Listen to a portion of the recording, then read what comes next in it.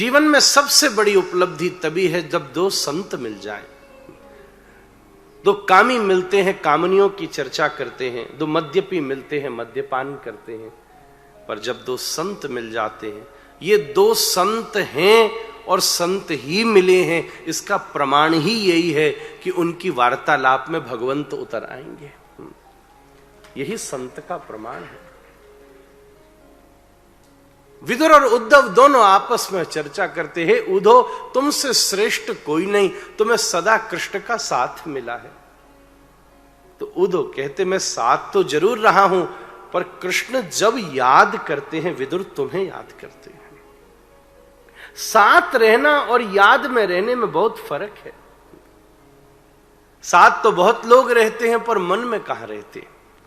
मन ही मन तो वो यही शिव पर जाकर जल चढ़ाते कि इनकी मट्टी समटे तो एक कमरा और खाली हो गए महाराज। दुनिया तो ऐसे ही है। जब दरार दीवाल में आती है तो दीवाल गिर जाती है, पर जब दरार दिल में आती है तो दीवाल खड़ी हो जाती है साहब। एक एक कमरा में खड़ी हो जाती है, एक एक घर में खड़ी हो जाती है। विदुर बोले उद्धव तुम बड़े हो, अमानी ना मान देना कीर्तनीय सदा हरि। अमानी मानने वाला ही साधु है। दोनों श्री कृष्ण की सुंदर चर्चा व्रज में करते रहे। जिज्ञासा करी विदुर ने उद्धव से कि आप कहते थे महर्षि भगवान ने एक भागवत धर्म का उपदेश आपको किया, वो हमें भी सुनाओ। विदुर की इस जिज्ञासा पर उद्धव बोले मैं जानता तो हूं, पर कहां सुनना सुनाना रहा। अब तो कृष्ण गए मेरे पास, उनकी याद है। पर आप सुनना चाहो तो मैत्रेय के पास चले जाओ। हरिद्वार के दिव्य घाट पर मैत्रेय मुनि की और विदुर जी की सुंदर भेंट भई। वहां अनेक प्रश्न विदुर जी ने महर्षि मैत्रेय से किए। साधु मिले तो क्या करूं? दो ही चीज साधु के द्वारे बढ़िया, या तो आपके हृदय में कृष्ण हो और या आपकी वाणी में सुंदर प्रश्न हो, तो इस साधु के द्वारे जाने का लाभ है। या तो जिज्ञासा लेकर जाओ, या हृदय में स्वयं भक्ति लेकर जाओ, या तो हृदय में कृष्ण हो या वाणी में कोई सुंदर प्रश्न हो। आजकल तो बहुत सारे लोगों को भी नहीं पता कि वो साधु से मिलने क्यों जाते।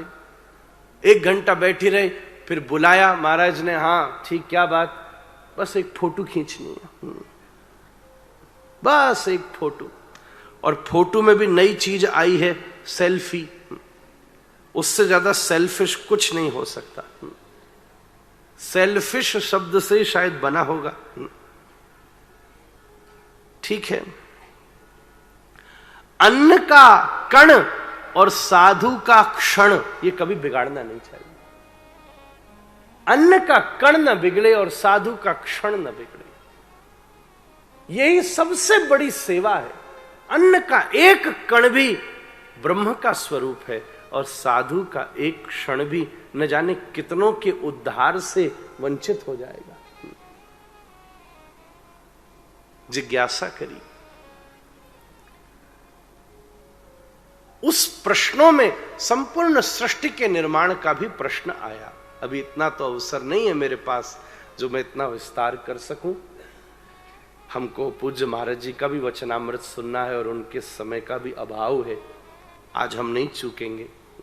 आपकी वाणी का लाभ सभी लेंगे, हम भी लेंगे। आप सबसे ज्यादा, आप तो सब यहीं के हैं, ज्यादा तो सौभाग्य हमें ही मिलेगा, हमें ही मिलेगा। तो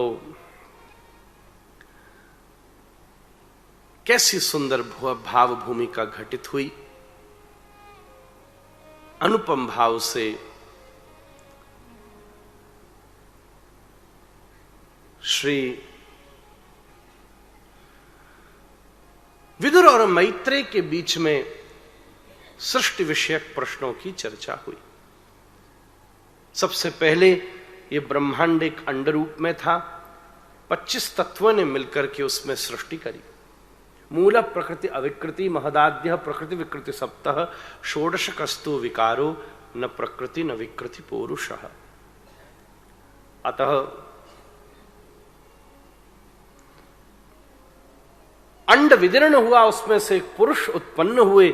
उन पुरुष ने जल को अपना निवास बना लिया। नारम विराजिता यस्य स नारायण, जो जल में रहवे सो नारायण।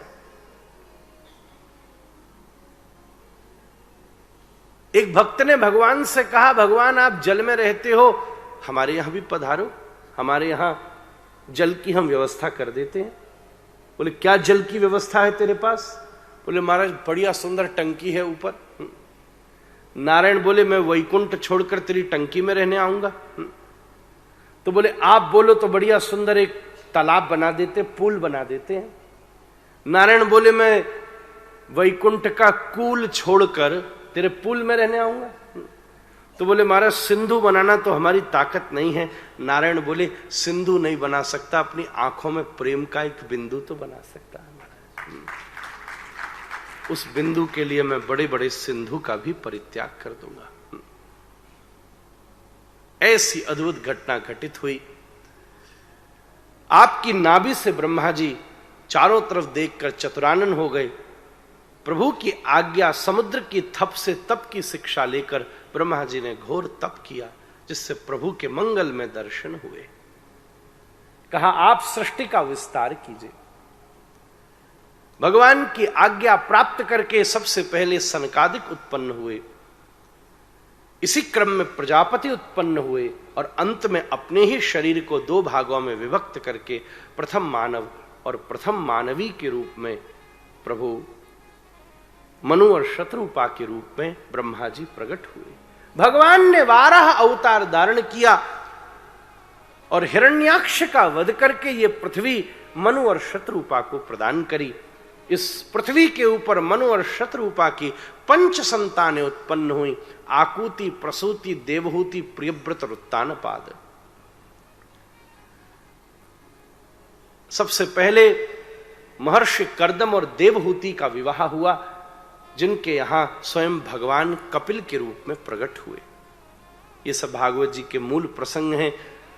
सबका विस्तार तो मैं नहीं कर सकता, समास व्यास योगतः से स्पर्श करते हुए आगे बढ़ना होगा। आपको एक सच बात बताऊं, 3 घंटे में तो भागवत जी का मूल पाठ करने में ही पूर्ति नहीं हो सकती। जो इसका केवल श्लोक श्लोक पढ़ो ना, तो भी 3 घंटे में 7 दिन में भागवत जी केवल मूल ही पूरी करना कठिन है, व्याख्या तो कैसे संभव है। इसलिए दरस परस मज्जन अरुपाना की भूमिका रखते हुए अपन तो कुछ बातें जो आपकी उपयोग की हैं उसकी छींटे मारते चल रहे हैं। जो कुछ काम में आ जाए, एक अक्षर भी हृदय में उतर जाए, तो ये संपूर्ण जीवन धन्य हो जाएगा। माई बाप, पूरा जीवन धन्य हो जाएगा।